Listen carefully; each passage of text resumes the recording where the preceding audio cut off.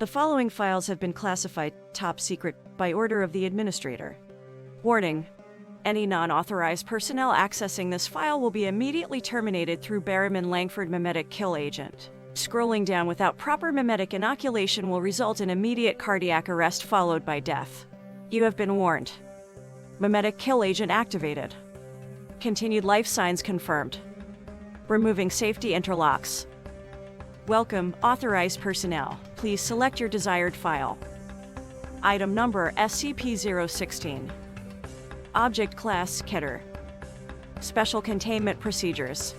SCP-016 is to remain within the confines of a 5 by 5 by 5 meter room at all times, maintained at a temperature not to exceed 0 degrees Celsius. SCP-016 itself is to remain in the Petri dish in the containment cube at all times unless directed otherwise by Level 4 or 05 personnel. Full documentation of experimentation with SCP-016 must be submitted before and after samples and duplicates of SCP-016 may be taken. Failure to follow these procedures will result in termination or reassignment as Class D personnel. Only authorized personnel may be permitted to obtain samples of an experiment with SCP-016 under BCL-5 containment conditions.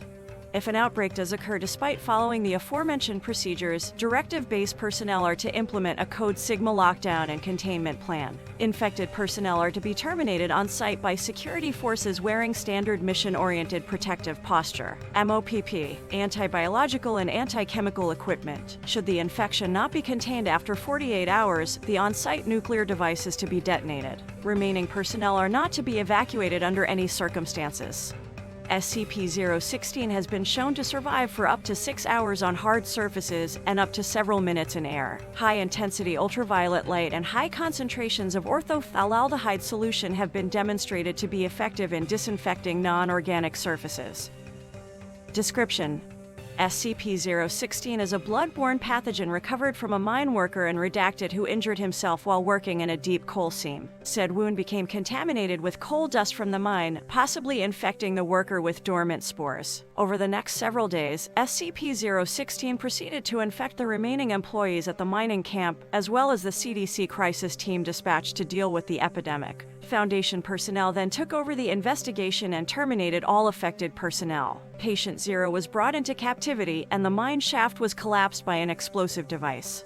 SCP-016 has an incubation period ranging from 24 hours to 2 years, depending on the presence and number of other human hosts in the area. First symptoms resemble the common cold and include itchy eyes, runny nose, coughing, and bodily aches. Phase 2 begins in 48 hours and consists of a controlled form of hemorrhagic fever as the organism causes a small amount of blood to become aspirated in the lungs, creating an aerosol effect. During Phase 3, the host crashes and bleeds out, bleeding profusely from every bodily orifice, including the nose, tear ducts, anus, skin pores, mouth, urethra, and, in case of females, vagina. Blood pressure skyrockets during the final stage. Hosts have been observed projectile vomiting blood to distances of over 5 meters. Should the host survive this near-total exsanguination, the pathogen will become dormant once more, returning to incubation phase. What distinguishes SCP-016 from other strains of hemorrhagic fever such as Ebola and Marburg is its unusual response to high stress. Should the subject undergo a high-stress situation, such as a life-threatening crisis, the organism will change its survival tactic from rapid reproduction to the rewriting of the host's DNA and stimulation of rapid cell division. Major physiological changes occur within the first 24 hours, with complete bodily reconstruction occurring within 2 weeks' time. Most hosts do not survive the process due to the heavy demands made on the body. Due to their similarities as fatal contagions that stimulate the production of excess organs, a possible link to SCP-1801 is under investigation.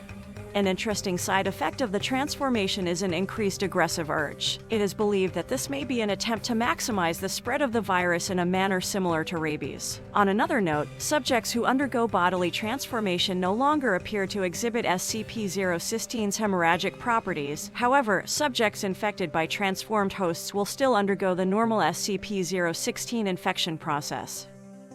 Addendum: Experiment log of SCP-016's transformative properties. Subject D-016-1 D-Class personnel infected by SCP-016. Upon first showing symptoms, subjects' quarters were slowly flooded with water over a 24-hour period. SCP-016 mutated into pterodomorphic state, transforming subject's lungs into gills. Subject survived for 2 more weeks as SCP-016 transformed its limbs into fins, caused its eyes to atrophy, and enhanced its sense of hearing into a cetacean-type echolocation ability. Subject was terminated by draining all water from its quarters, causing it to asphyxiate. Body was subsequently cremated without autopsy. Subject D-016-2 D-Class personnel infected by SCP-016. Upon first showing symptoms, subject's quarters were slowly flooded with water over a 24-hour period. SCP-016 mutated into pterodomorphic state, causing subject to undergo rapid muscular growth and increased bone growth on knuckles. Subject then attempted to escape from confinement by punching through the reinforced steel door. Subject was not successful and died by drowning. Note, same situation, 2 different responses. Interesting. Dr. Redacted.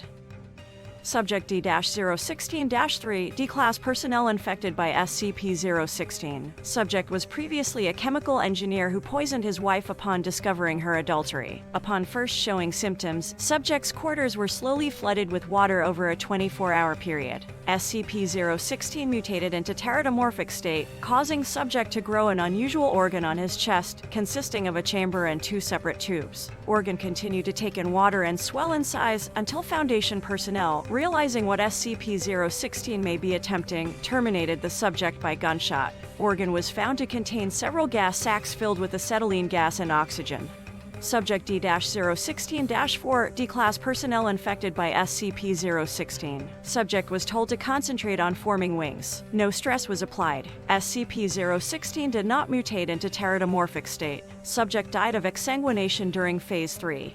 Subject D-016-5 D-Class personnel infected by SCP-016. Subject was told to concentrate on forming wings and placed in an acrylic box suspended 305 meters, 1,000 feet, above a mine shaft. A timer was placed outside the box which subject was told indicated the time to release. SCP-016 mutated into pterodomorphic state, causing subject to grow a tentacle-like organ on his left wrist similar to a spider's spinneret. Subject extended said organ through one of the box's air holes and extruded a strong, silk-like substance, which it then used to secure the box to the cable. Subject was terminated when the countdown reached 0 and the bomb detonated.